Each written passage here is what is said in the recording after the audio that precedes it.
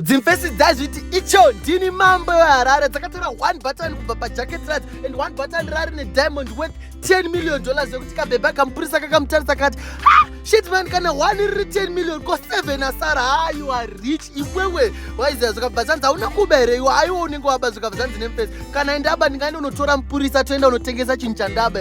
Mbebhu yakabva alright it's okay. Akabva afonerwa kubasa achimhanya kubasa. Mfesi achibva atanga kuenda kuhotel nekamfesi kake abva audza kamfesi kake ndokupa masini esati atenga. Waiziva ukandiratidza picture rako uri mwana mudiki bamhanya mfesi ubva atora picture rake riri mufoni abva amuratidza because idzaida kuona kuti dzakafanana here naive nagadhi wangu. Waiziva abva aona kuti akafanana nepicture ramwana agadhi wake ari mwana vaconvince kuti right ipane parallel world. Kamupurisa kake kaenda unoona bhiza akasvika kakaona bhiza richifarwa navanhu vakawanda vakatsamwa vakaita frustrated vakadzoka kuhotel but amandi ufanira kuona ufanira kusunga iwo une mhosva iwo uchataura nyaya yako chaicha but mufesi uyo akabva atora ndokumbira unichengeterewo bhiza rangu. Idzi akabva dzasimuka nehacha dzikati shit man, iwo une mhosva but bhiza rako harina mhosva ndichakuchengetera but iwo une mhosva ndichaiwana chete. Dzakatura mafemo dzimfedza vadzaenda mune karestaurant dzichitesta chikafu bvatsaenda pane katesta kambebhi keimomo kakutora ichi chakapekwa chisina kuvhura zvikanzi inini ndiri mambo ndongodya chikafu chatestwa kana chisina kutestwa handizvidyi. Waiziva zvekuti kambebhi akakamboshamisika kuti utenga chinhu chatestwa kudhara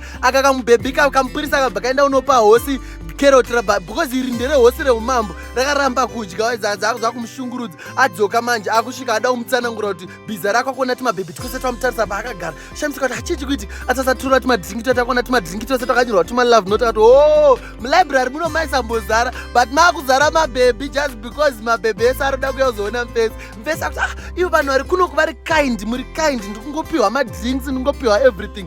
Manheru vaenda kuchikafu. Waiziva idzi dzimupurisa dzakudya but mufesi akatadza kudya.